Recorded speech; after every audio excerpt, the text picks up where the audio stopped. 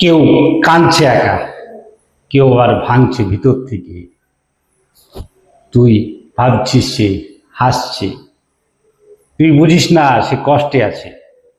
একটুখানি পাশে থাক, সহ অনুভূতি দেখা, আর একটুখানি স্পর্শ কর, তার পাশে থাক। কারণ এগুলোই তো উপকার।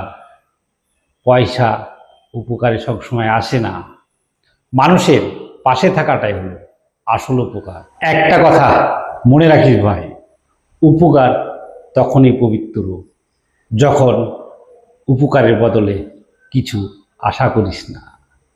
যে মানুষটা দেয় কিন্তু কিছু চায় না ফেরত, ওর হাতে বরকত আছে আল্লাহ রাস্তায় চিরদিন।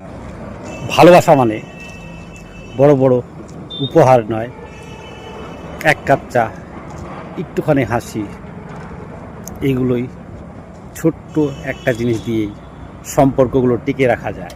শুধু একটুখানি মাকে জিজ্ঞেস করো আজ কেমন আছো, বউকে জিজ্ঞেস করো ক্লান্ত কেন।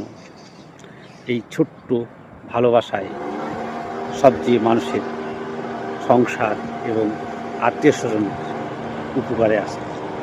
শুধু এই কথাগুলোই ছোট হলেও এর কাজ অনেক। আজকাল ভাই সবাই কথা বলে কিন্তু কেউ কারো কথা শোনে না। বউ বলে আমায় বুঝো না, বাবা বলে আমি খুব কষ্টে আছি, আর আমরা কানে হেডফোন দিয়ে হৃদয়ের দরজাটাকে বন্ধ রেখেছি।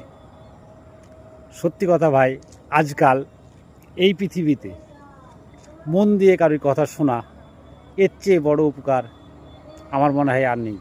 ছোটোবেলায় মারামারি, খেলাধুলা আর রাগ, এগুলো শুধু না দূরত্বই বাড়ায়, বড় হলে সম্পর্ক আরও দূরে সরে। আমাদের একটা কথা মনে রাখা দরকার, রক্তের সম্পর্ক কখনো শুকায় না, ভাই বোনের মায়া কখনো মরে যায় না।